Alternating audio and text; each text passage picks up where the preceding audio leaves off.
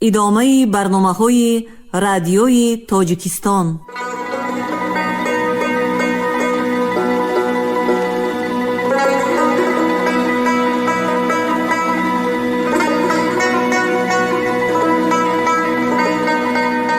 السلام علیکم شنونده های گرامی، با توجه شما گفتاری ادبی از سلسله خوانش بدیعی اثری نویسنده بزرگ تاجیک صدرالدین عینی، یادداشت‌ها در قرائت عبدالرشید خوجامقلوف. قسم دوم، گفتاری 27. این خانه ز خشتی کهنه انداختم، در وی جشن ز رفتگان ساختم، تا اهل زمان ما بدانند که من یک عمر جوانی به چی ره باختم. مؤلف.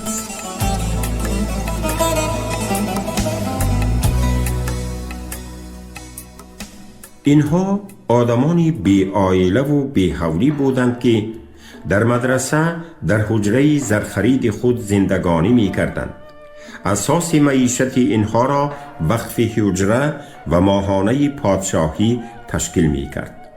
اما آنها همه آن درآمد را خرج نمی کردند و با صرفه‌کاری قسم بسیاری درآمدشان را پسنداز می کردند.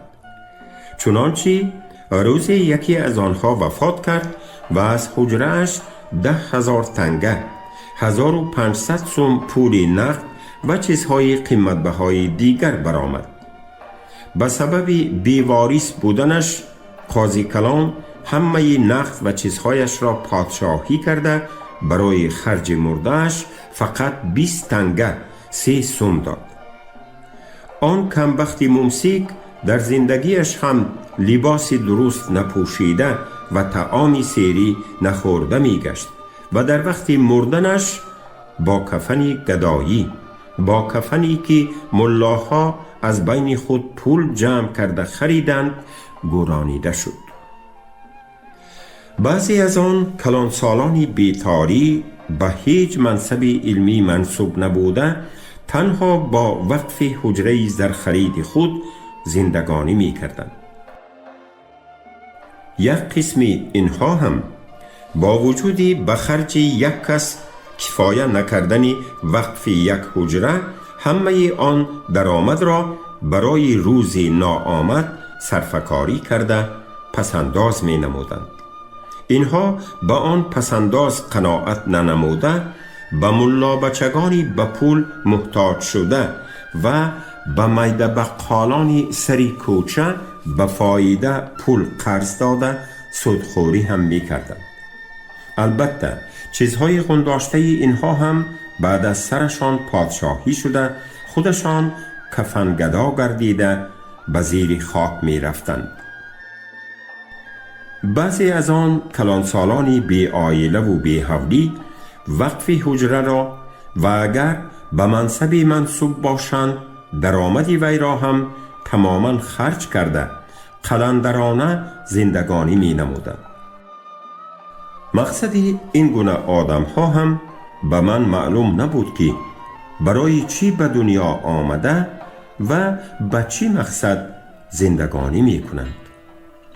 یک قسم دیگری آن گونه کلانسالان عائله دار و حولیدار بوده به امامتی محله یا به مدرسی مدرسه هم منصوب بودند، اما اینها به سبب در مدرسه حجره زرخرید داشتنشان علاقهشان را از آنجا نمی کندند. روزهای تعطیل وقتی پیشین به مدرسه آمده به حجره نشین هاشان میهمان شده پلو می خوردند. به بالای اجاره وقف و سودای حجره ها حاضر شده شیرین کامه می گرفتند و در میان سرای مدرسه با همسالانشان نشسته غیبت فروشی کرده دلی در خانه تنگ شده خود را می کشادند. اهالی باقی مانده مدرسه طلبه ها بوده قسم کلان آنها ملا بچه های قشاق عاریت نشین بودند که با راه های گوناگون استقامت حجره را به دست درآورده در آنجا زندگانی می کردند.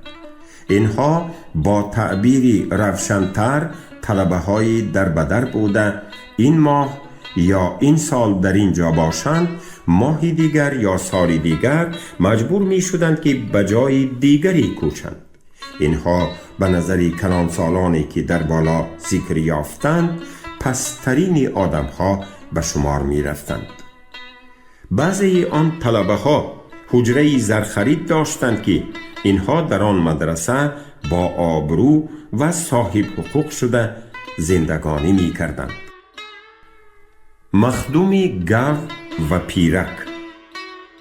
در مدرسه میر عرب دو برادران بودند که آنها دقت مرا زیادتر به خود جلب کردند و با آنها اول شناسا و بعد از آن آشنا شدند. کلانترین این برادران معصوم خواجه نام داشته، لقبش مخدوم گو بود. قامت این آدم از میانه بلندتر بوده، بدنش چنان پوراپور بود که به نظر کس کوتاه قد می نمود. چهرهش سبزینه سیاه‌تاب و چشمانش کلان و سیاهی شورپاش بود. رویش کلچه سیرگوشت و قریب تماما باریش سیاهی غوری دغلموی پوشیدگی بود. ابروانش سیرموی پیوسته با هم و میشگانهای درازی سرخم داشت. دستانش تا آرینج و پایهایش تا زانو که بیشترین وقت نموده می ایستادند پر از مویهای جنگیله بودند. این آدم که از روی این تصویر خیلی بدهیبت می نماید بسیار حلیم، نرم معامله و گشاده پیشانی بوده، به یک دیدن محبت هر کس را به خود جلب می کرد. لبانش هیچگاه از تبسم و چشمانش دایما از نگاه مهربانانه خالی نبود. او به همه طلبگان، خصوصاً به طلبگان عاریت نشین به حجره دیگران نشیننده، با محبت سلام داده با مهربانی پرسپاس می کرد. اگر یگان طلبه بیمار شود، البته بیمارداری او بود، به بیمار چای و آبی جوش تیار کرده می داد، حجره‌اش را می رفت و لباس وی را می شست. او محسی نمی پوشید و سلن نمی بست. در هواهای گرمتر با یک قبط کرته لازمی و در زمستان از بالای کرته یک قبط جامه ابره استری بی پخته پوشیده می گشت. در تابستان بیشترین سربرهنه و در زمستان یک کله پوش می پوشید و بس. این جوان در حقیقت 25 ساله باشد هم سر و ریش و دست و پای و قد و بستش یک آدمی از 30 بالا را به نظر می آورد، اما از روی درسش باشد او را 13-14 ساله تخمین می کردید، چون که از روی قوری خودش او قافیه خوان بوده، با من برابر درس بود. من به این آدم گو لقب دادن مردمی بخارا را نمی پسندیدم. هرچند ظاهری قیافتش گاومانند باشد هم اخلاق و آداب و کردار و رفتارش یک انسانی پره را به نظر جلوه می کنانید. دادر این آدم پیرک نام داشت. نامش در اصل پیر باشد هم به سبب نسبت به برادرش خرجسته بودنش او را پیرک می گفتند. این 15 ساله بوده، قیافه‌اش یک بچه 10 ساله را به نظر می آورد. قدش پست، بدنش بر رویش باریک بوده، چشمانی کوتاه میزگانی بی نور داشت. رنگ و روی این سفیدچه زرچتاب بوده، بیننده گمان می کرد که او از یک بیماری سخت و دور و دراز نو به پا خیسته است. از روی قول پیرک او با اکش شریک درس بوده، قافیه می خوانده است، اما من نه او را و نه برادرش را ندیدم که مانند ما طلبگان علم دوست شبانه بروی صحن مدرسه برآمده درس تکرار کنند. در مدرسه یا یگان جای دیگر در پیش کدام مدرس درس خواندن این برادران هم به من معلوم نبود. از روی قول پیرک آنها در پیش پدرشان می‌خواندند. پدر این برادران یک ملای 80 ساله بوده در طرف جنوبی مدرسه میری عرب در حولی خود با زن و فرزندان خردش زندگانی می‌کرد. مادر این برادران در وقت نزدیک به 70 رسیدن پدرشان مرده است. او زنی دیگر گرفته است. از زنی جوانش هم 3 فرزند شده است که کلانش 10 ساله و از همه خردش 1 ساله بوده است. ورچها بعد از 70 سالگی فرزند نمی شود می گوید. اما فرزند آخرین این ملا در 79 سالگیش رویده است. پدرشان در یک مدرسه مدرس باشد هم درسگویی نمی کرده است. وقف مدرسی را مانند پنسیه خورده می خوابیده است. در مدرسه میری عرب 2 حجره داشته است که به این 2 فرزندش داده آنها را از عائله‌اش جدا کرده است. این برادران در همان 2 حجره استقامت کرده با وقف همان حجره ها زندگانی می کردند. شناسایی من با این برادران به این طریقه روی داد. از روی عادت بیشترین اهالی مدرسه در بین عصر و شام به هواگیری می برآمدند. کلانسالان در میان سرای مدرسه نشسته خردسالان بر روی صحن بیرونی می برآمدند که این کار را دمگیری فصل عصری یا اینکه کوتاه کرده فصل عصر می نامیدند. یک فصل عصر در روی صحن جای نشست من در پهلوی پیرک راست آمد. من که همیشه در پی یافتن کسانی بیتدان بودم با پیرک گپزنان کرده در آمد سخن از وی: تو یگان بیت غزل میدانی؟ گویان پرسیدم. اگر میدانستم چی بود؟ گفته پرسید او در جوابی من. اگر بیت از یاد میدانستی بیت برک میکردیم. گفتم من نه، من بیت نمیدانم، گفت او و دوام نمود. ملا حامد سبتی و زین الدین خواجه گاهی به حجره ما آمده غزل خوانی کنند، هم من از آنها یگان بیت هم یاد نگرفتم. و علاوه کرده از من پرسید: مگر تو بیت میدانی؟ یک چند بیت میدانم، گفتم من. با این جوابی من در چهره او یک سرخی شرمگینانه که در عین حال یک نوع رشک بچگانه را افاده می کرد پیدا شد و مانند بچگانی 4-5 ساله که بازیچه های خود را به همدیگر جیزک کنان نمایش می دهند با یک آهنگ مغرورانه گفت: من یک چیز را می دانم که تو نمی دانی. چی چیز بوده است آن؟ گویان پرسیدم من با آهنگ تعجب آمیز. ممکن بود که او نه یک چیز بلکه بسیار چیزها را داند که من ندانم، اما ندانستنی مرا او از کجا می دانست؟ تعجبی من انا در همین جا بود. من زبان روسی را می دانم، گفت با همان غروری اولیش. من در دل خود سخن او را باور نکرده خود به خود فکر می کردم. در مدرسه ای که طلبه ها زبان مادریشان را نمی دانسته باشند و خود این یگان بیت هم از شعر زبان مادریش یاد نکرده باشد، زبان روسی را چطور یاد می گیرد؟ با همه این به او گفتم: کنی با زبان روسی گپ زن، شنوم که آن زبان چگونه می شده است؟ روس‌ها ساعت را چس می گویند، گفت او. باز چه ها را می دانی؟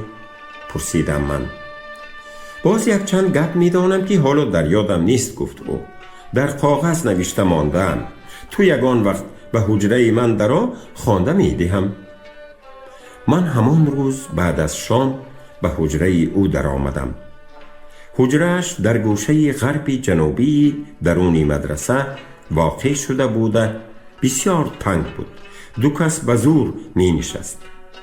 در میان جای حجره یک صندلی، در یک طرف پایگاهش یک آخرچه دست و روشویی بود که آب از یک سوراخچه به زیر آن به یک تغاره می ریخت و هرگاه که آن تغاره پر شود برآورده بر روی حوری مدرسه ریخته می شود.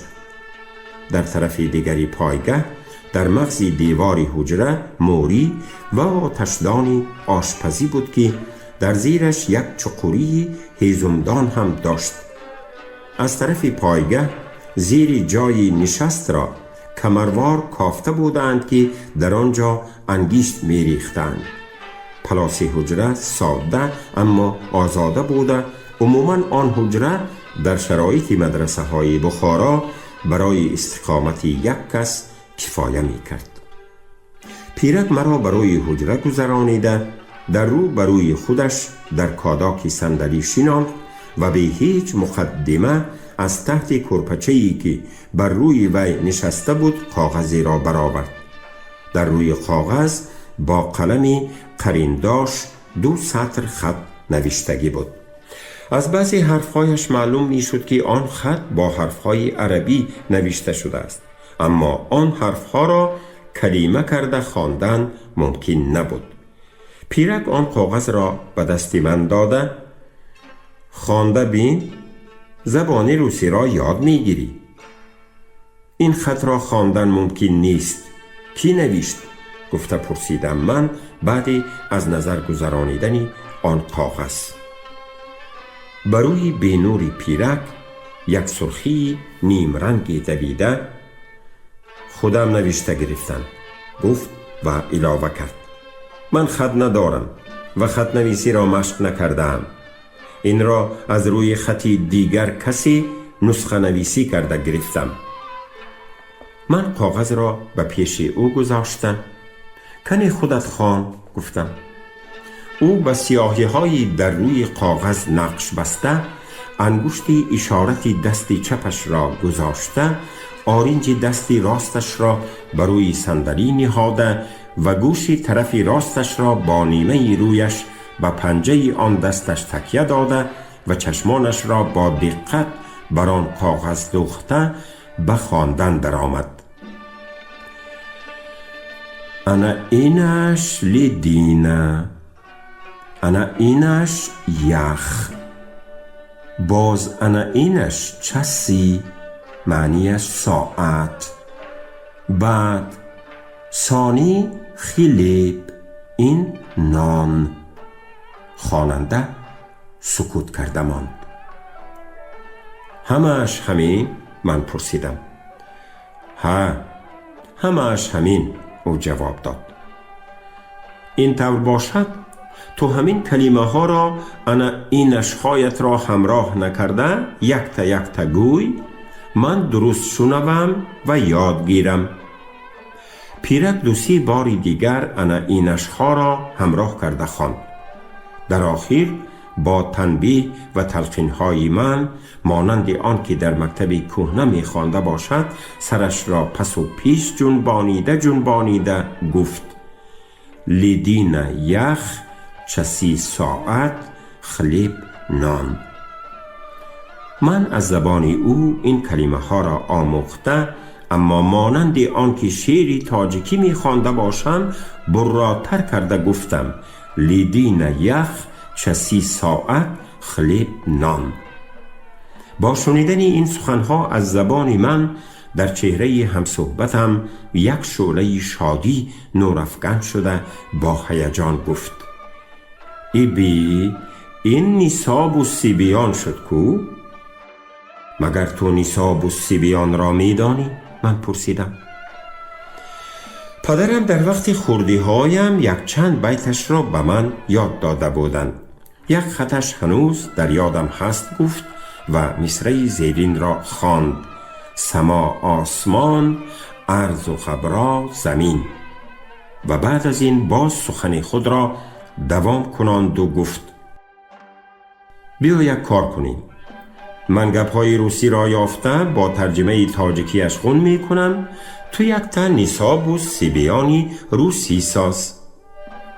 می شود، گفتم من در جواب و از وی پرسیدم: تو گپ‌های روسی را از کجا می یابی؟ ملا تراب هست کو، گفت او. انا همین به سمرقند رفت و آی دارد. در آنجا روس‌ها بسیار بودند و در یک دفترچه چند گپ‌های روسی را نوشته گرفته بوده است. من همین گپ‌ها را از دفتری وی برداشته گرفتم. به او میگویم که این دفعه بسیارتر گپ یافته با معنی‌هایش نوشته بیارد. بعد من از وی نوشته میگیرم و به تو میدهم. بسیار خوب، گفتم من. پیرک یک سکوتی اندیشمندانه کرده باز به گپ در آمد. گپ‌های روسی نوشته گرفتنی مرا مبادا به کسی نگویی. ملاها گنده اگر شنوند آدم را خفه می کنند. چرا؟ من تعجب کنان پرسیدم. چرا خفه کردنشان را از آنها پرسیدن در کار است؟ من همین قدر را می دانم که پارسال ملا تراب را خفه کردند. ملاها نمی دانم از کجا شنیدند که ملا تراب از سمرقند گپ‌های روسی را نوشته آورده است. بنابراین او روس شده است. وی را از مدرسه برآوردن در کار گفتند. اما از بس که او در حجره زرخرید خودش می نشیند، خودشان وی را از مدرسه برآوردن نمی توانستند. به این سبب یک چند کلانان مدرسه پدری مرا هم همراه گرفته به قاضی کلان رفته عرض کردند که ملا تراب را از مدرسه برآرد، لیکن قاضی کلان قبول نکرده است. با گپ‌های روسی را نوشته گرفتن آدم کافر نمی شود گفته است و نیز گفته است که روس‌ها با جناب عالی امیر دوست می باشند. اگر این گپ‌های شمایان را شنوند خفه می شوند. از پی این نوع کارهای اغواگری نگردیدان. من این گونه گپ‌ها را از پدرم شنیدم. اکم با ملا تراب آشنا بود. پدرم به او تعیین کردند که من بعد با وی رفت و آمد نکند.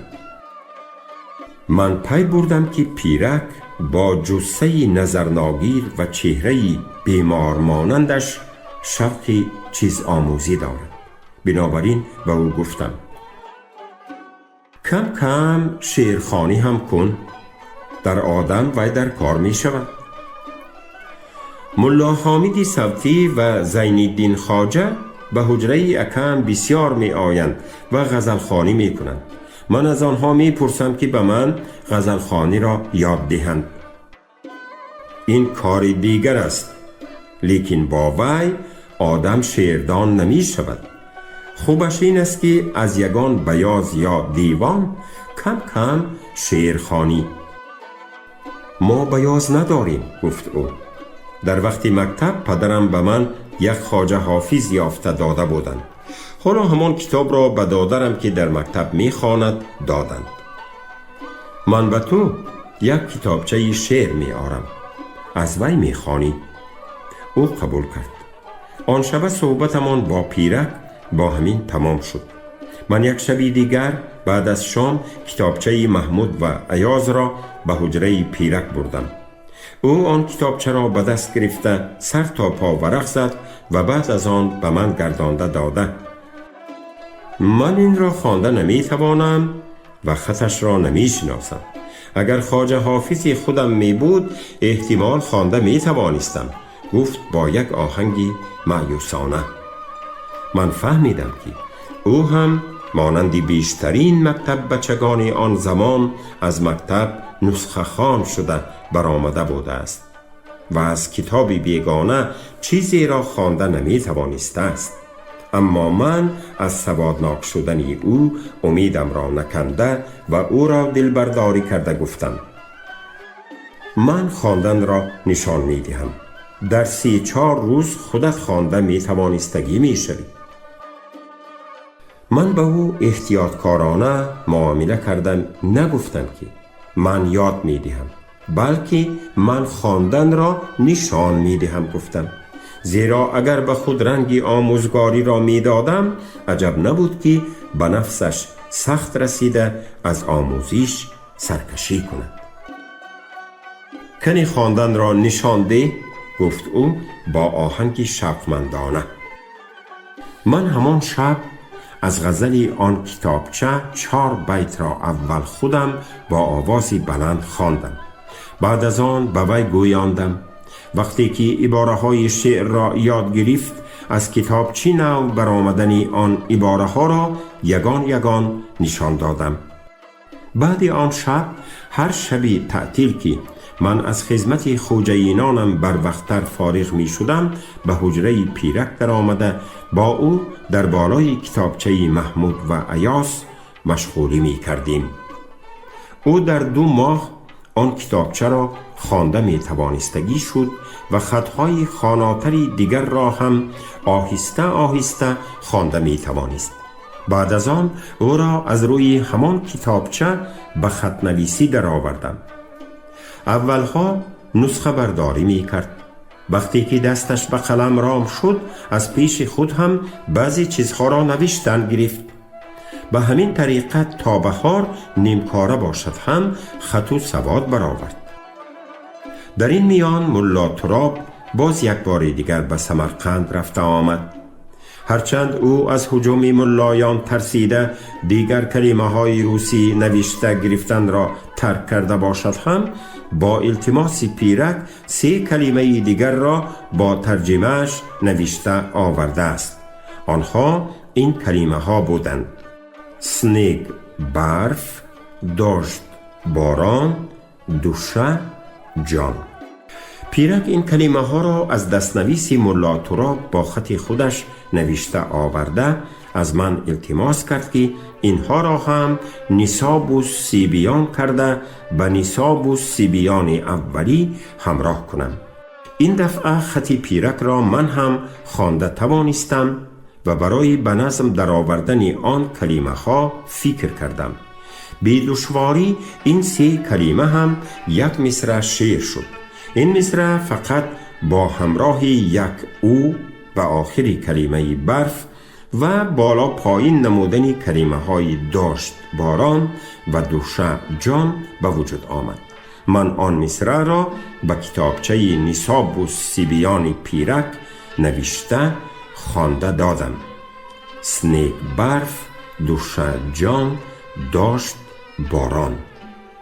پیرک از من التماس کرد که این نصاب و سیبیان را با نصاب و سیبیان اولی یک جا نوشته بینم که هر دو با هم موافق شدند. یعنی من 2 مصرع را در یک جا نوشته خوانده دادم. لیدین یخ چسی ساعت خلیب نام، سنگ برف و دوشه جان، داشت باران.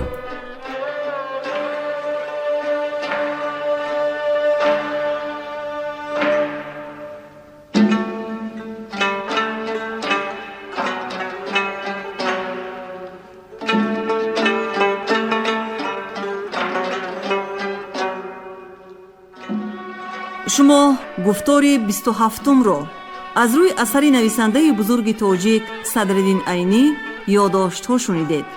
راوی عبدالرشید خوجمقلوف، کارگردان شیرعلی نغزلی.